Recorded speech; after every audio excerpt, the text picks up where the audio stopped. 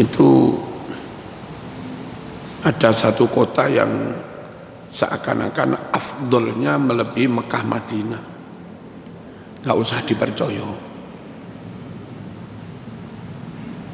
Orang-orang yang berasal dari negara itu banyak di Indonesia dan terus membranding, menframing pokok suku mereka paling top, keturunan mereka paling top, negara mereka paling top, kota mereka paling top, melebihi Madinah dan Mekah. Ojo dipercaya.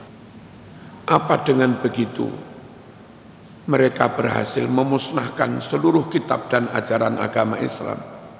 Tidak. Santri-santri Indonesia yang ketika itu mondok di Mekah, Syekhona Khalil, Mbah Hashim As'ari, pendiri Muhammadiyah Ki Ahmad Dahlan, terus Mbah Wahab Hasbullah, Mbah Kung kami dari Blitar, Ki Ridwan, dan banyak kiai, itu segera pulang. Dan tentu pulang membawa ribuan kitab. Kitab yang asli mungkin dirampas, ulama yang mengajarkannya mungkin dibunuh, lalu tradisinya dihabisi dengan tuduhan bid'ah. Bahaya apa enggak? Bahaya. Sungguh penting menjaga biar Islam di Indonesia itu ya begini ini.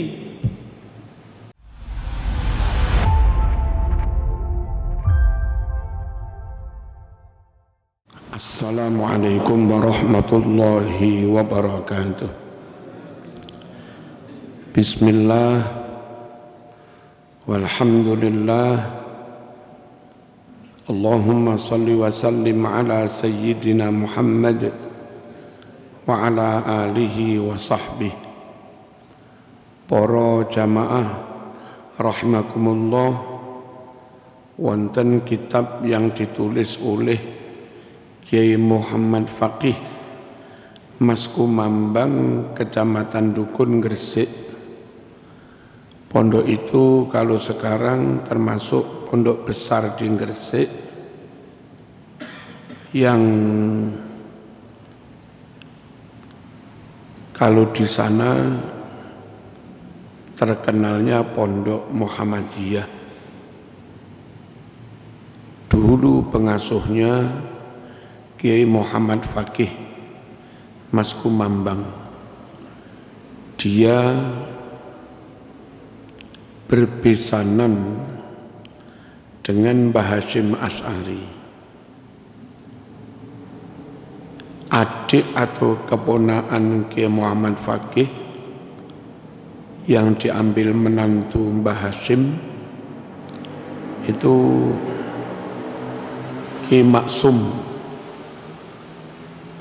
Kiai Maksum ini setelah diambil menantu di Tebuireng, dia yang merintis dan mendirikan ngaji secara klasikal Madrasah Diniyah di Tebuireng. Dan Kiai Maksum ini yang menulis, mengarang tasrifan, amsilatu tasrifiyah, fa'alifulu fa'lan, maf'alan, seterusnya itu.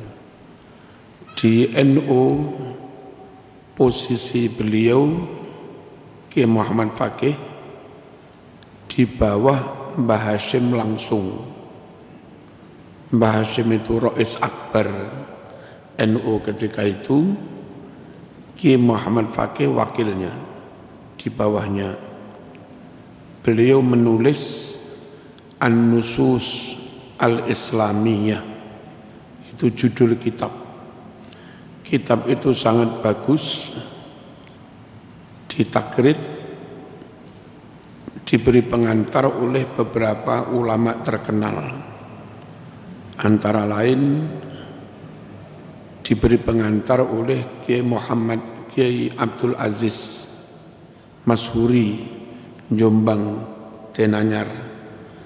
Juga diberi pengantar oleh Syekh Hasan Alwani Dia mufti Australia.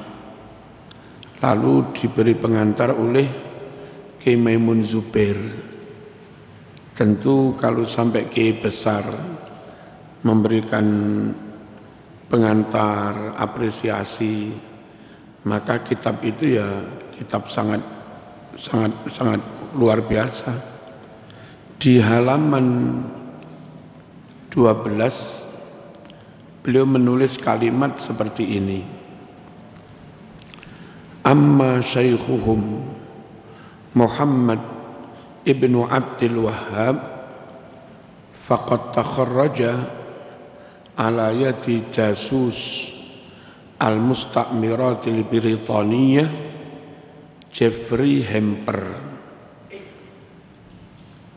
pendiri penggagas perintis aliran Wahabiyah yang bernama Muhammad ibnu Abdul Wahhab. Dia murid dari seorang intelijen Inggris beragama Yahudi, namanya Jeffrey Hamper. Ini jadi pendiri Wahabi itu pernah berguru kepada seorang orientalis, berguru kepada seorang non-muslim beragama non-Islam berkebangsaan Inggris, jasus. Dia intelijen dari Britania, Inggris, namanya Jeffrey Hamper.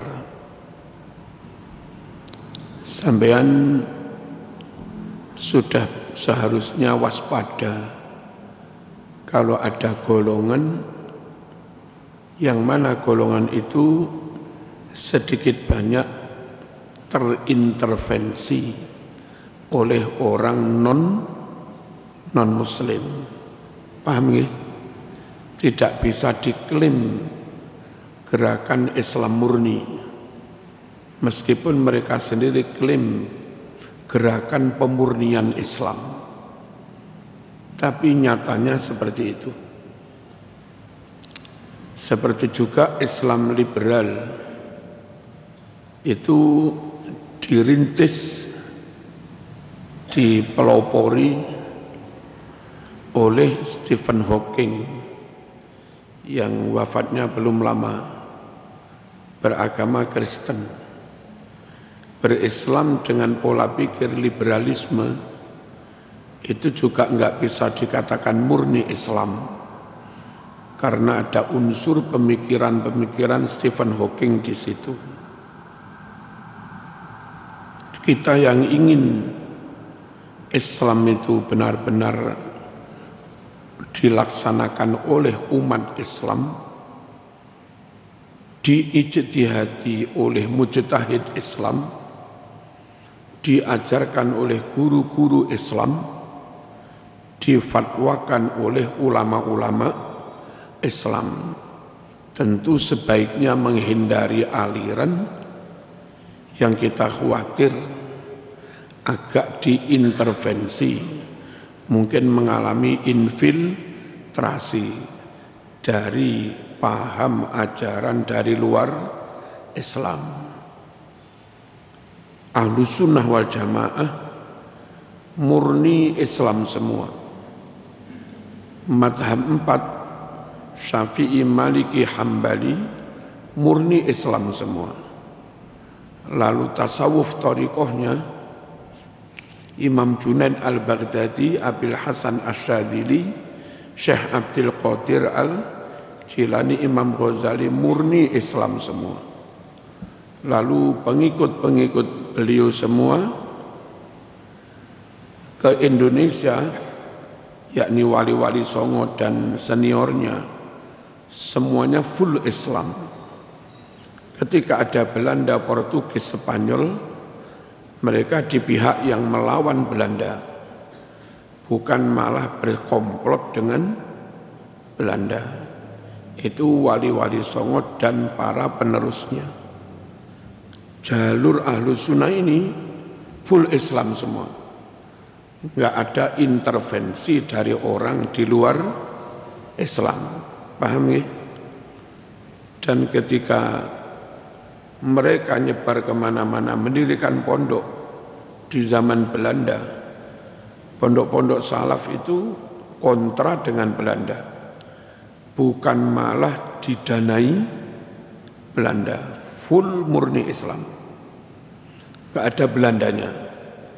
Meskipun hidup di zaman pemerintahan Belanda. Allahumma shalli ala sayyidina Muhammad.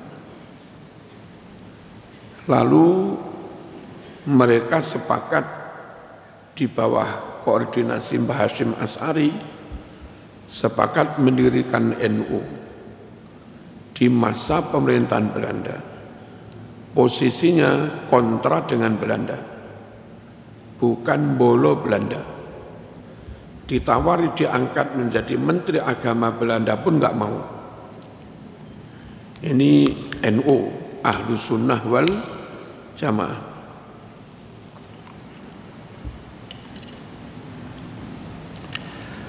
Dan seterusnya,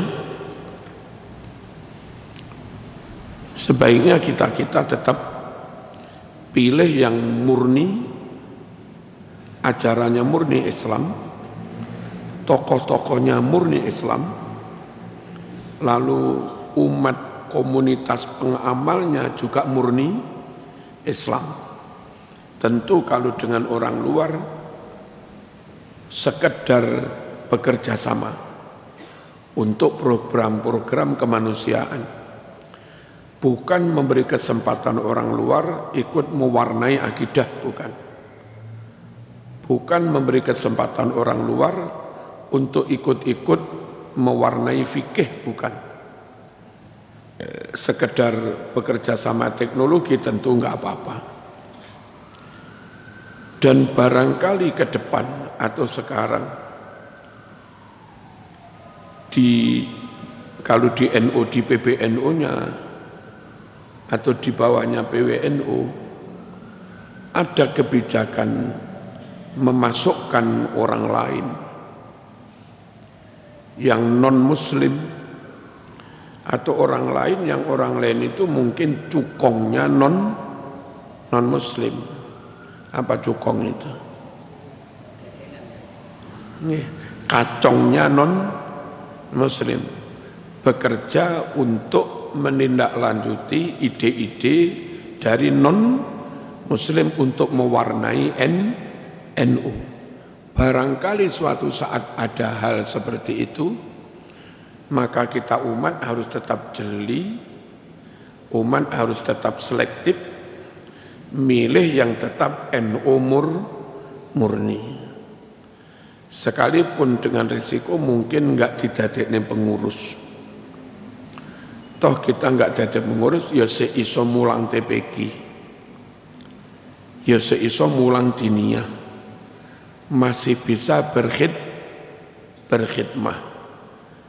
Barangkali ada yang dipilih yang NU warisan dari Mbah Hasyim Asy'ari, yang kayak tadi Syafi'iyah dan Madhab 4, lalu Imam Junaid Al-Baghdadi, Abil Hasan Asy-Syadzili, Syekh Abdul Qadir Al-Jilani, Imam Ghazali, akidahnya Imam Asy'ari, Maturidi, dilanjut wali-wali songo, lalu kiai-kiai, lalu pesantren ini semua. Kalaupun bukan pesantren, orang kampus yang ada koneksitasnya dengan kiai pesantren. Dosen Brawijaya tapi pernah mondok, itu namanya orang umum yang punya koneksitas dengan pesantren. Atau orang awam tapi ada komitmen manut pada kiai-kiai pesantren. Biasanya begitu itu, meskipun jadi rektor orang umum itu ditandai dengan sekedar ada acara desnatalis kampus misalnya, nanti nyuwun Kiai Gading yang dongo, itu ada indikasi dia itu orang umum yang ada konekkan dengan pesantren. Mantu sing disuwun ngakati kiai, itu berarti ada hubungan batin dengan pesantren. Nah, kita tetap bersama yang kayak begini-begini. Paham ya? Hati-hati jangan sampai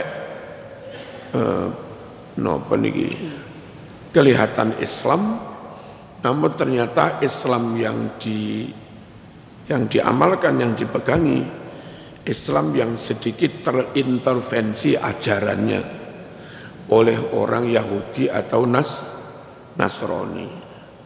Bagaimanapun menurut Quran dan itu nas hak, enggak mungkin orang Yahudi Nasrani rela Islam tetap besar. Bagaimanapun tetap membuat cara bagaimana Islam itu semakin lemah, semakin kecil dan semakin keliru, jauh dari ajarannya. Walan tardo angkal yahudu walan nasoro hatta tattabi'a millatahum. Orang Yahudi, orang Nasrani enggak bakal ridho sebelum kamu mengikuti agama mereka. Atau enggak ngikuti tapi pola pikirnya sudah ngikuti mereka. Yang bahaya itu koyok-koyok Islam, tapi sejatinya Islam yang diwarnai oleh mereka. Itu bagian dari upaya mereka, walan tardo angkal yahudu walan nasoro. Yahudi Nasrani enggak akan ridho hatta tattabi'a, sebelum kamu ikut mereka. Nabi juga mewarning dalam riwayat Imam Abu Dawud, Turmudi, la tattabi'unna sanana man kana qablakum shibran bi shibrin wa dhira'an bi dhira'in. Nabi punya punya ramalan ke depan. Kamu nanti pasti sedikit-sedikit sakilan, sak langkah, pasti kamu ngikuti orang di luar Islam. Sampai andai mereka mengajak kamu terperosok ke lubang biawak, mati kafir, kamu tentu ikut mereka. Sahabat penasaran nanya, Al-Yahud wan Nasara ya Rasulullah, apa yang dimaksudkan Kanjeng Nabi itu Yahudi dan Nasrani? Jawab Nabi, faman, sapa maneh? Sapa maneh? Dari dulu yang ngeruweti ya Yahudi dan Nasrani. Di Indonesia juga diwakir, ada Hindu, ada Buddha. Secara umum Hindu Buddha diwakir ya mereka beragama ngurusi intern mereka sendiri. Tapi kalau Kristen ada program kristenisasi, memberi beasiswa, perumahan murah, membagi sembako. Jadi Quran mengatakan ya siapa lagi? Ya Yahudi Nasrani yang aktif merebut, menggerogoti umat Islam. Dan kenyataannya kalau Hindu ya begitu aja, ngurusi intern mereka. Buddha yang ngurusi intern mereka. Konghucu itu sampai orang sekitar Kebalen apa namanya Konghucu, Kelenteng. Itu kalau hari apa tanggal apa itu nerima angpau itu, beras macam-macam. Berkali-kali fakir miskin sekitar situ nerima angpau dari Konghucu. Tidak membahayakan agama mereka. Islam ya tetap Islam. Enggak kira diajak masuk Konghucu. Kan belum ada orang Madura menerima angpau berkali-kali. Lalu sekarang jadi Konghucu kan enggak ada. Enggak ada kan? Memang enggak ada Konghucuisasi.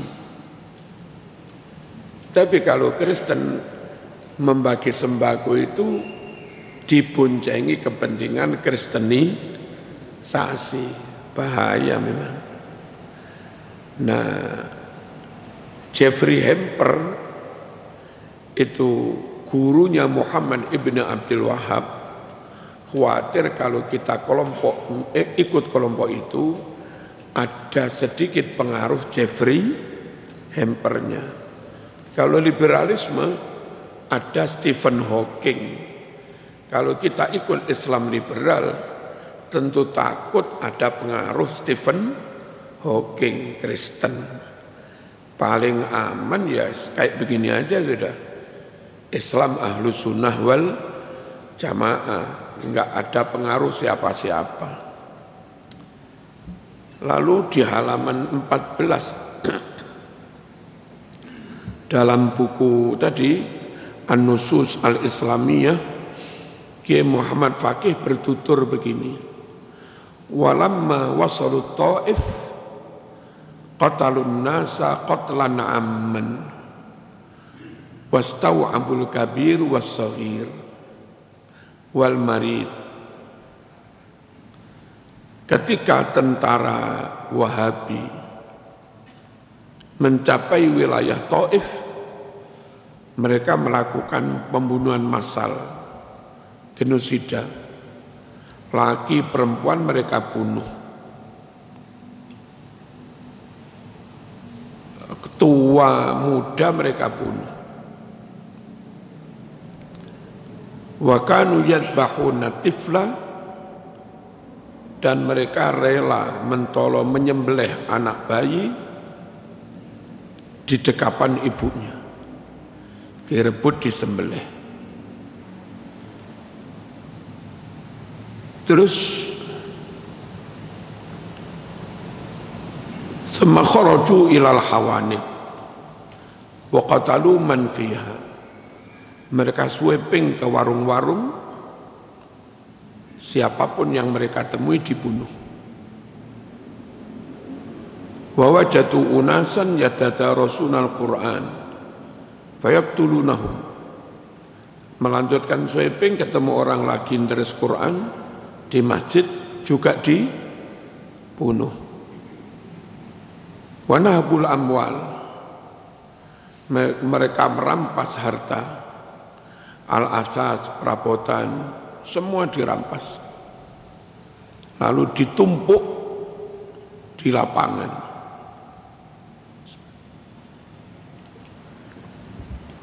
Wa akhadul kutub, mereka juga mengambil kitab-kitab dari rumah para ulama.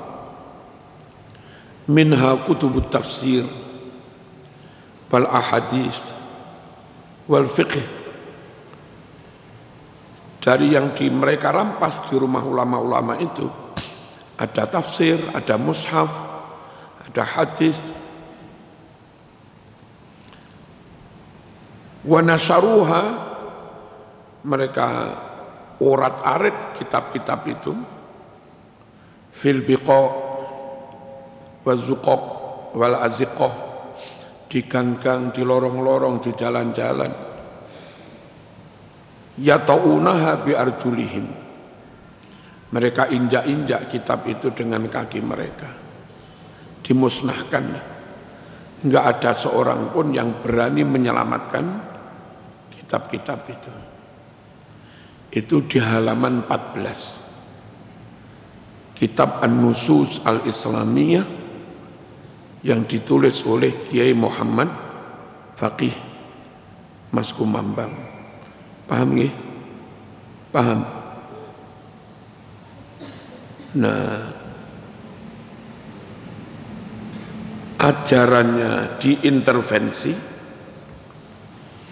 Kalaupun masih ada ulama menyimpan kitab-kitab asli, kitab-kitab asli itu dirampas, dimusnahkan.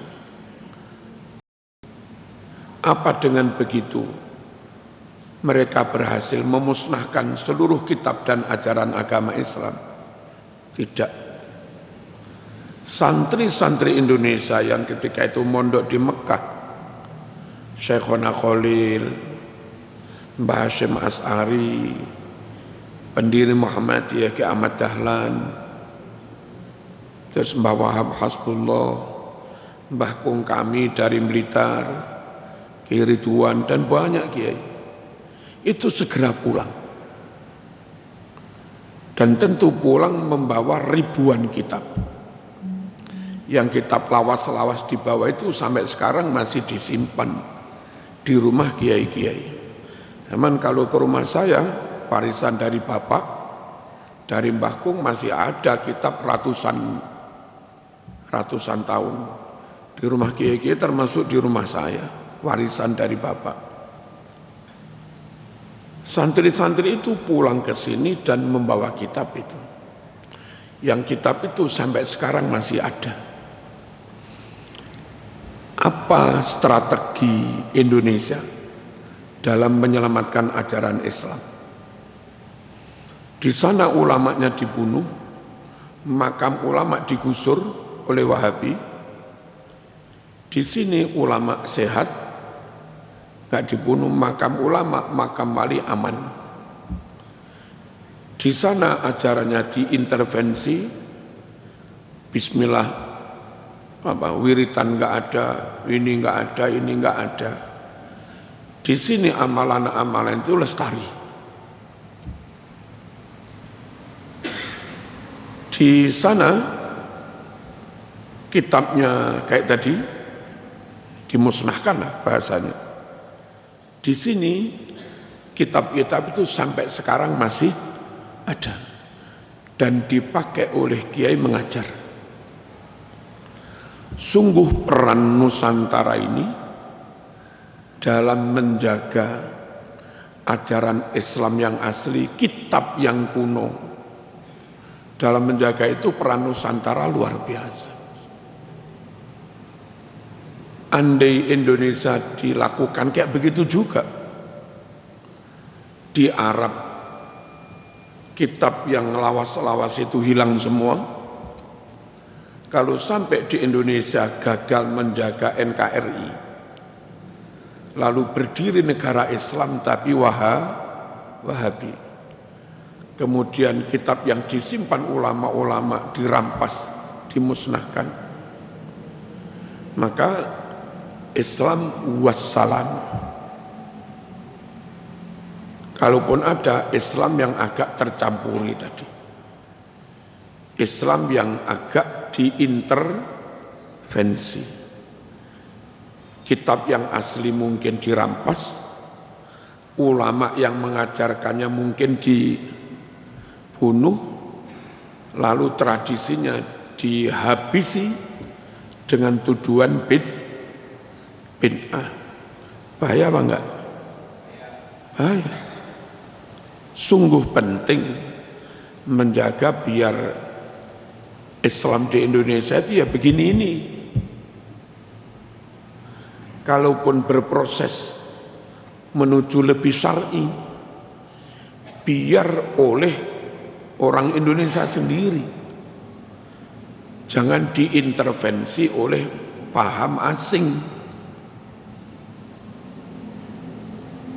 Saya ulangi, andai Indonesia bubar,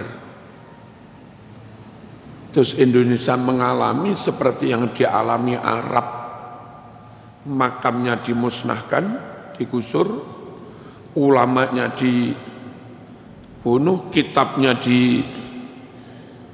ya kan, ajarannya dilarang, kan habis. Yang ada Islam tapi ada pengaruh Jeffrey Hamper tadi. Makanya Joko tetap begini. Lalu kita umat komitmen sama-sama kalau ngaji ke pondok saja. Kalau memondokkan anak meskipun tolong tahun cek mampu didik-didik lah, mampu pondok didik-didik. Ya ke pondok saja. Itu sungguh penting. Dan pondok pun harus selektif. Itu Ahlus Sunnah wal Jamaah apa bukan? Jadi kami di pondok-pondok tetap punya komitmen menjaga Islam yang kuno, yang asli itu. bagaimana langkah kami untuk menjaga dan yang kita ajarkan tetap Islam yang kuno itu. Kalau zaman menyekolahkan anak ke Timur Tengah, gurunya, siswanya, semuanya pakai kitab putih, kitab anyar, kitab cetakan baru. Kalau semuanya pakai kitab anyar, tentu itu dicetak berdasar kebijakan Menteri Pendidikan di sana.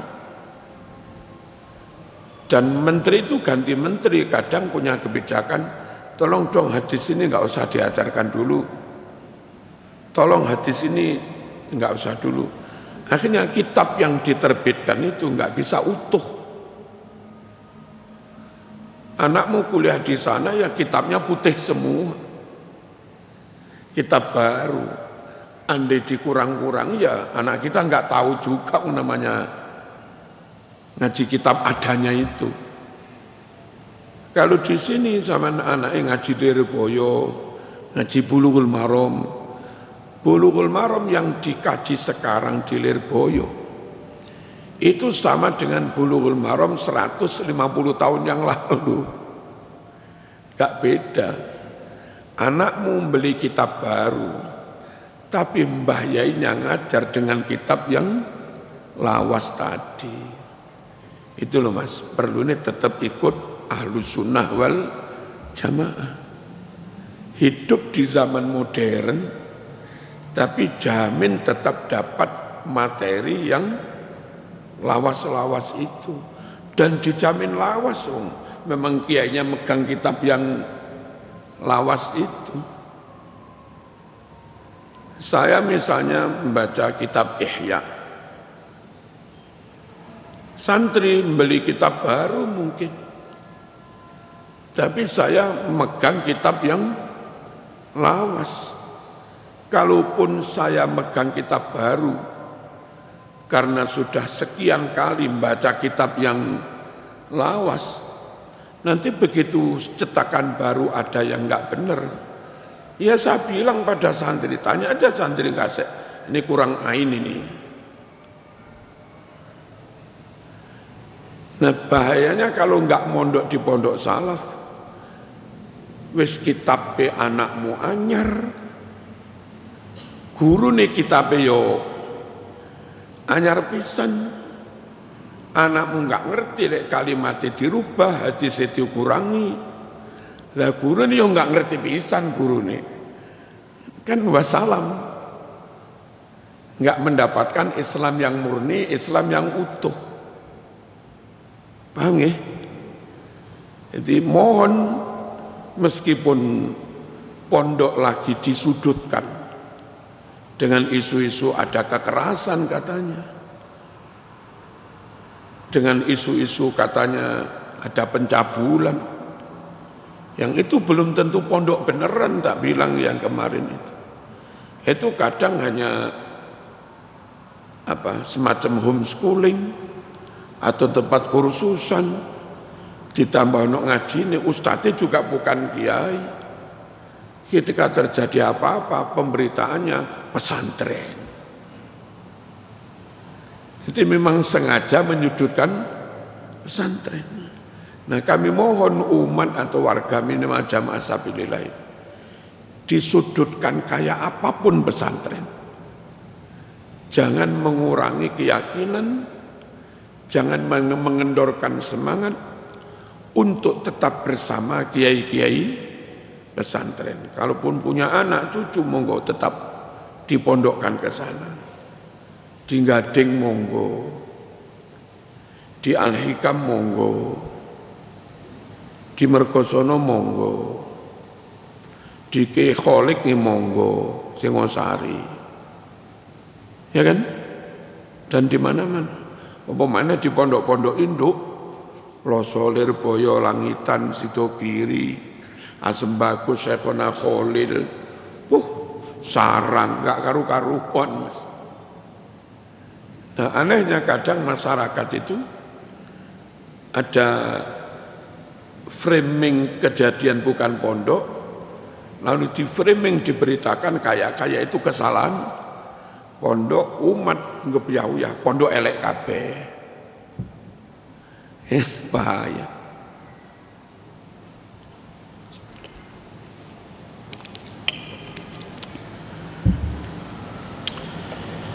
Jaga Islam, jaga kemurnian Islam, caranya dengan tetap bareng bersama ulama kiai itu tadi. Lalu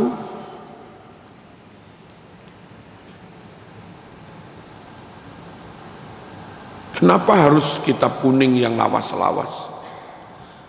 Memang kitab itu yang menghubungkan antara kita dengan pengarang yang hidupnya 1000 tahun lebih.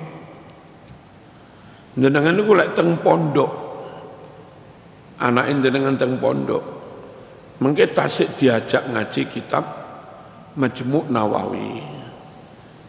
Itu sekitar abad 6 atau 7 Hijriah. Berarti umurnya sekitar 800 tahun yang lalu atau 700 tahun yang lalu. Mungkin anak-anak jenengan teng pondok ngaji kitab Bidayah. Itu tahun 500-an, berarti 900 tahun yang lalu. Anak jenengan teng pondok, mungkin sing ngat lari rotok gede-gede, diwacane kitab Muhadzab karangan Mawardi. Itu sekarang sekitar 1100 tahun yang lalu sudah. Ngaji Bukhari yang asli itu sudah sekitar 1100 tahun yang lalu. Bejo lho para rawuh hidup di zaman 1400 Hijriah lebih, tapi pahamnya, agamanya, kitab yang dibaca masih sama dengan kitab 1100 tahun yang lalu. Sungguh sulit agama-agama nyuwun sewu. Di Kristen misalnya, kalau orang baca Injil yang sekarang, disamakan barangkali menemukan cetakan Injil yang Paulus dulu, atau Injil yang Simon, yang 1000 tahun lebih, ya sudah banyak beda. Nah kita di pondok pesantren jangankan Qur'annya, fikih saja, ngaji kitab fikih karangannya Imam Syafi'i, lek ngaji ning pondok salaf loh. Sama diajak membaca kitab yang itu ditulis sejak 1100 sekian. Imam Syafi'i itu hidupnya lahir tahun 150 Hijriah, wafat tahun 204 Hijriah. Saiki Hijriah 1440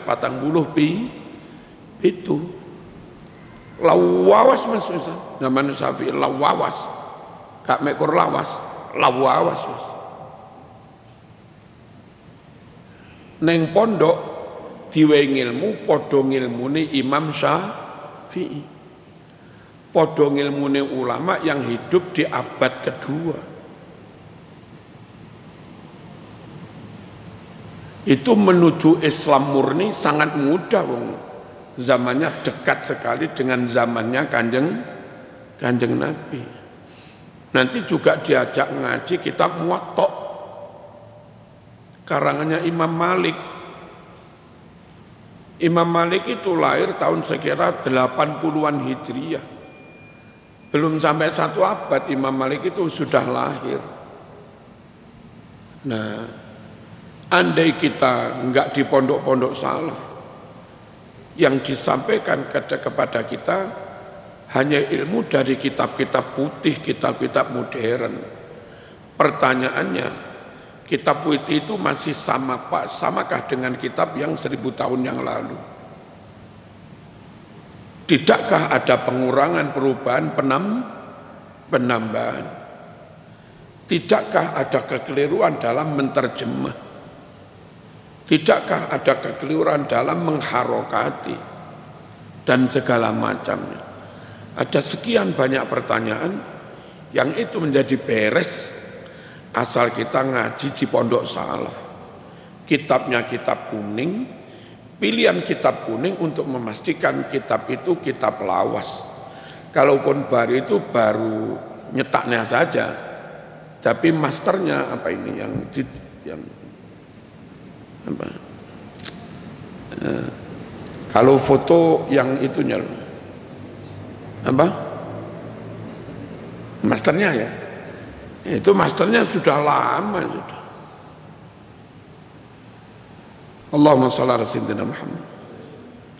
Nyuwun para jamaah tidak ragu dengan pondok-pondok salaf. Lirboyo, Peloso, Sidogiri jangan ragu. Kemudian saya misalnya itu masih menerima ijazah wirid. Yang ijazah wirid itu kalau Syekh Abdul Qadir Al-Jilani tahun 300-an Hijriah, berarti umur wirid itu sudah 1100 tahun lebih. Kalau wirid yang diijazahkan ke saya itu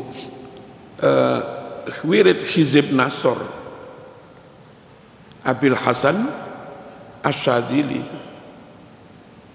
juga enggak jauh-jauh masanya dengan Syekh Abdul Qadir Al-Jilani. Untung banget wong hidup di zaman modern seoleh ijazah amalan 1100 tahun lebih. Kenapa sih lamanya waktu itu kok perlu dipertimbangkan? Di dalam kampus itu ada nilai kebenaran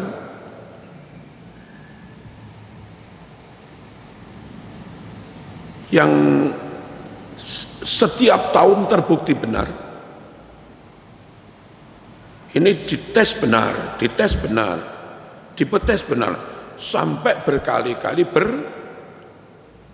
bertahun-tahun.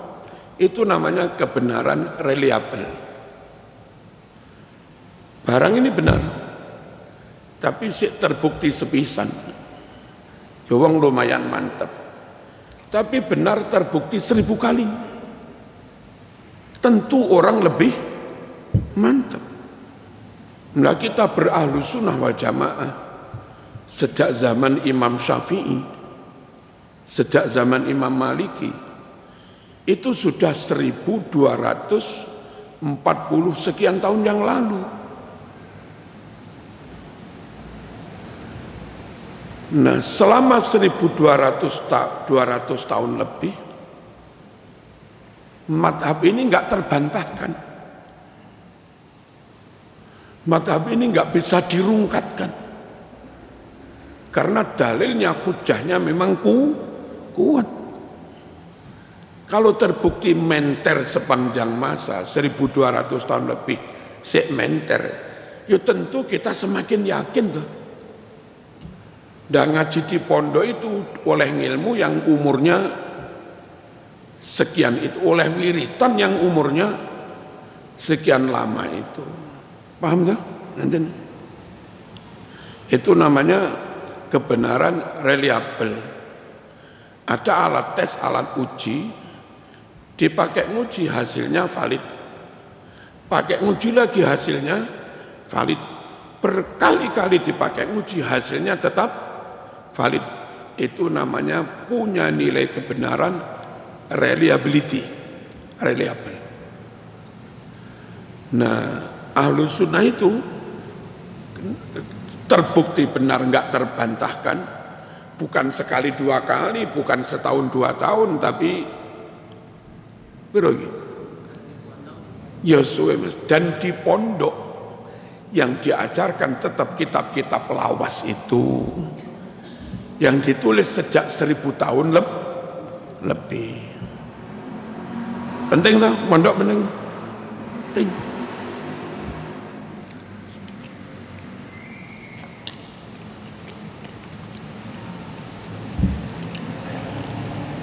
Terus menyadari pentingnya memegangi kitab-kitab lawas. Di Muhammadiyah sudah mulai berdiri beberapa pondok yang juga mengajarkan kitab-kitab kuning itu. Biar umat itu tetap terkonek dengan ulama masa dahulu. Dan umat itu ketika ngaji, ternyata saya sama dengan Imam Bukhari, semakin gak ragu. Ternyata saya sama dengan Imam Muslim, semakin tidak ragu. Nah, gitu loh.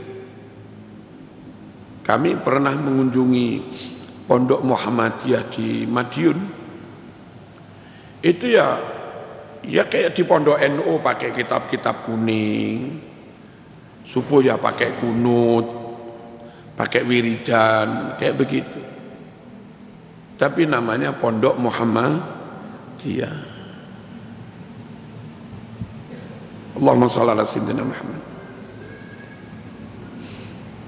Kemudian di samping itu tadi, jadi intinya begini, pentingnya menjaga Nusantara, pentingnya menjaga Islam seperti yang ada di Indonesia. Ada kitab kuning, ada salaf, ya, ada kiai, ada pesantren.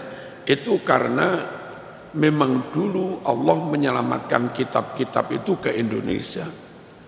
Dilalah di Arab dilakukan pembunuhan, kitabnya dimusnahkan, makamnya digusur, ajarannya dibid'ahkan. Santri Indonesia yang mondok ke sana segera lari pulang membawa kitab itu. Dengan kata lain, pulang menyelamatkan kitab itu. Indonesia dan pondok-pondoknya dipilih Allah untuk menyelamatkan ajaran itu, gitu loh. Ngerti tak? Nah, tetap bersama yang ini, sebetulnya kita tetap bersama bareng-bareng menyelamatkan, menjaga Islam yang murni ini. Allahumma shalli ala sayyidina Muhammad. Terus kiai-kiai pun juga sadar betul bahwa memikirkan prospek umat alumni itu juga penting. Makanya kalau dulu pondok itu salaf tok, ngaji kitab tok, hari ini hampir semua pondok ada formalnya.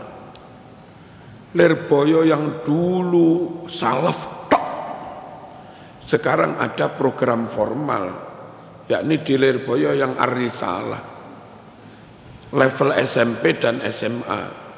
Lirboyo Al-Makhrusiyah yang dikelola Gus Reza, ada SMK juga, ada Aliyah. Anak kita ke situ bisa salaf, ngaji kitab kuning, tahu kitab ilmu yang salaf, plus tamat dari situ kuliah juga bisa untuk masa depan mereka. Jadi enggak ada alasan untuk tidak mondok. Mondok engkau gak iso nyambut gawe. Oh, Kak Mas. Ya, pondok sudah banyak membuka formal. Di pelosok yang mau formal di Kuin, monggo. Yang di Indo tapi pengen formal difasilitasi, ada bis ngantar santri, antar jemput ke sekolah yang dipilih. Tamat masih bisa melanjut kuliah. Terus di saya misalnya ada SMP, ada SMA. Tamat dari situ juga bisa kuliah. Cuma kami memang belum bisa menerima banyak sih membangun ya. Jadi lek nerima kakek ruwet. Ini yang SMA baru lulus ini. Lulus 29. Dari 29 itu SMA Ngasek, yang 3 enggak melanjut, mungkin mondok atau kemana, kami enggak tahu. Yang 26 melanjut. 26 yang lanjut itu 24 sudah resmi diterima di PTN. di Brawijaya, di UM, di ITS, di UIN, di UNESA, di mana-mana. Sebagian juga di kedokteran. Tinggal nunggu yang dua.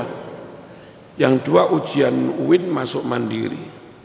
Kalau yang dua ini lulus juga, maka dari 26 itu bisa masuk 100% ke perguruan tinggi negeri. Jadi pondok tidak bodoh. Andai mereka enggak ngerti matematika, ya enggak mungkin lah keterima Brawijaya. Ya. Andai mereka enggak ngerti fisika, kimia, biologi, enggak mungkin lah keterima kedokteran. Ada yang masuk kedokteran Hang Tuah dari Gase itu. Ini kadang kalau alasan pengen jaga Islam yang salaf, pesantren. Kadang pertanyaannya, mondok iso nyambut gawe ora? Mondok iso kuliah ora? Rata-rata pondok sudah bisa menjaga keseimbangan antara kesalafan dan tentang prospek ke depan santri-santrinya. Termasuk pondok kami ya seperti itu. Gak main-main loh. 29, sing lanjut 26, sekarang tinggal 2 nunggu pengumuman. Sulit mencari SMA yang hampir 100% keterima perguruan tinggi negeri. Nggak ya nggak sulit, mau mek guru didik mas. Mau pengen arek didik gampang ya. Lalu kepercayaan umat.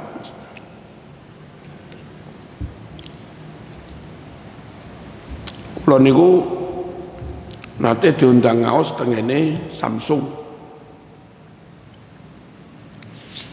Kalau sempat bertanya-tanya, lewat siapa Samsung kok ngundang saya?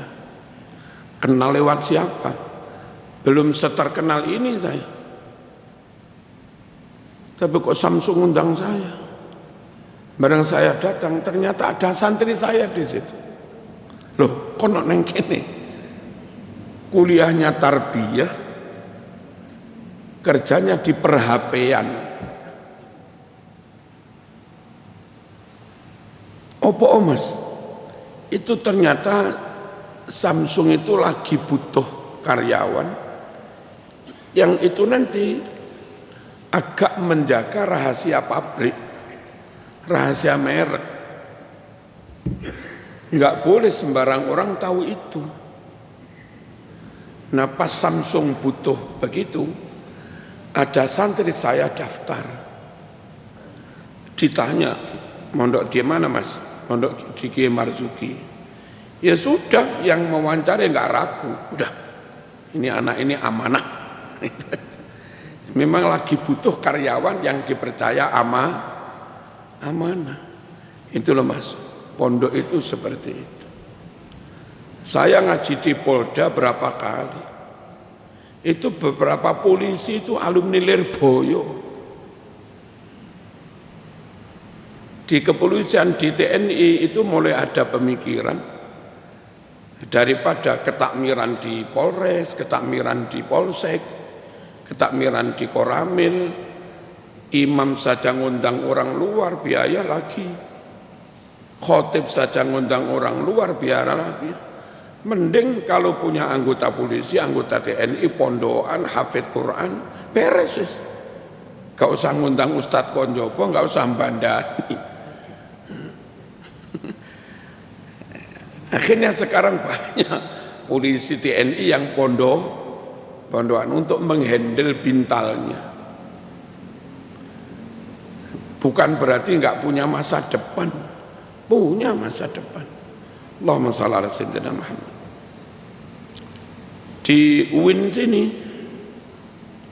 yang pendidikan bahasa Arab ada Dr. Mamluatul Hasanah. Itu alumni Gase. Ada Dr. Imam Ahmad, alumni Gase. Ada Dr. Rosid, alumni Gase. Yang sekarang masih ngajar di Diniyah Gase. Ojo dikira lek ngaji ku terus gak iso pinter ngono, ojo ngawur ae sampean. ono kiai rodok ngambek titik, jere sapa ngaji nggak pinter. Kalau ngaji ngarane nggak pinter, berarti ulama itu goblok kabeh. Sapa wani ngarani ulama goblok kabeh.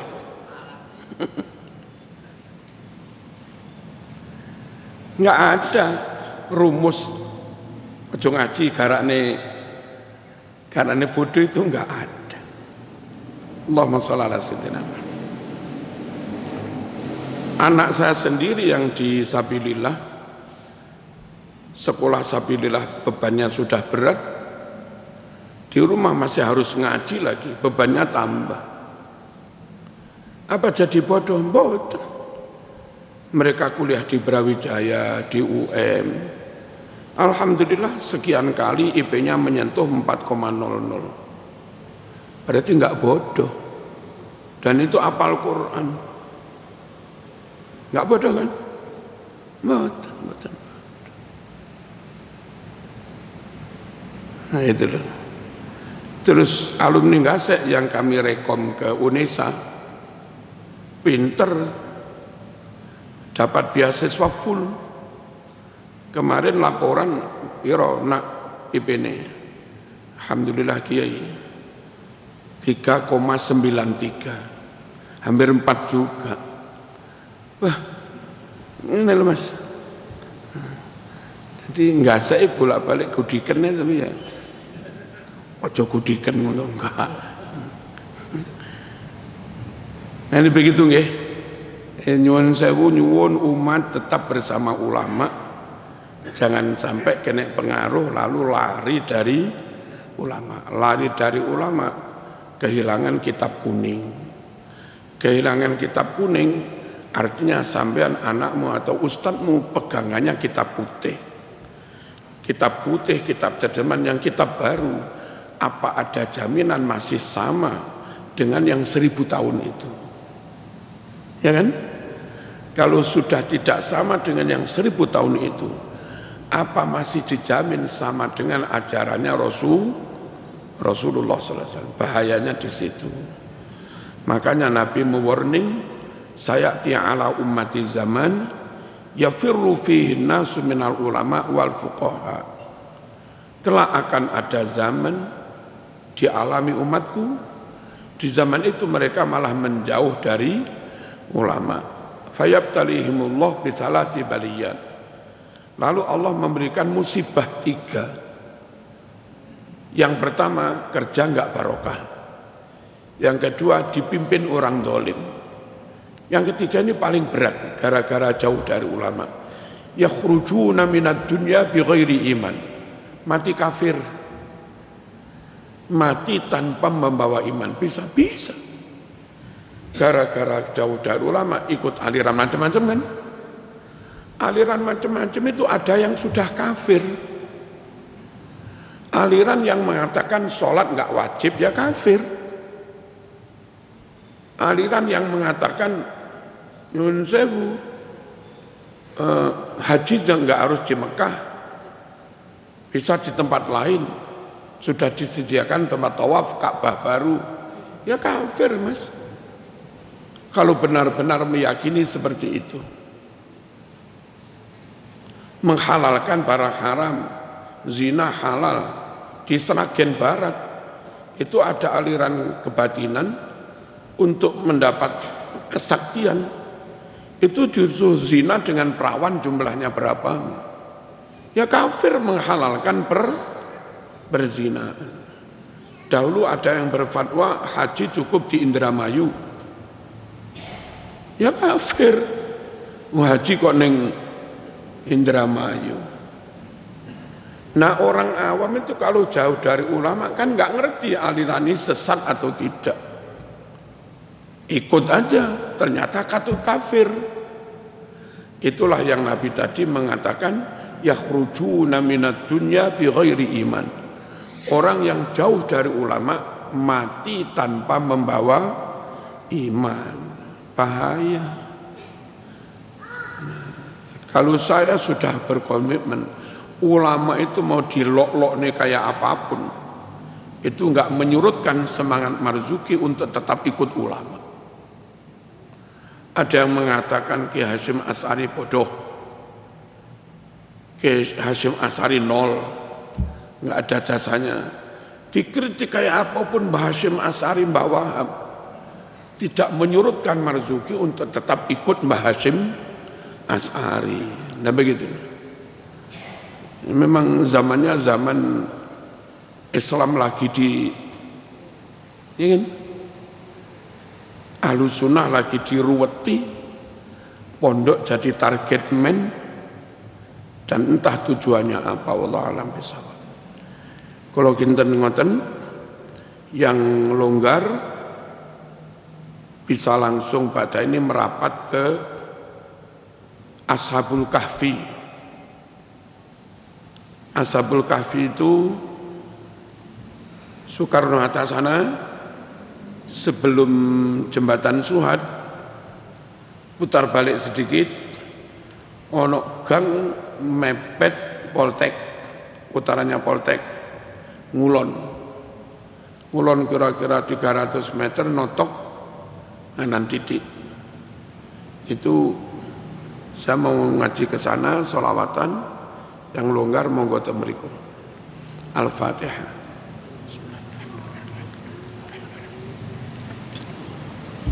Maliki yaumiddin, iyyaka na'budu wa iyyaka nasta'in. Ihdinas siratal mustaqim. Siratal ladzina an'amta 'alaihim ghairil maghdubi 'alaihim waladdallin.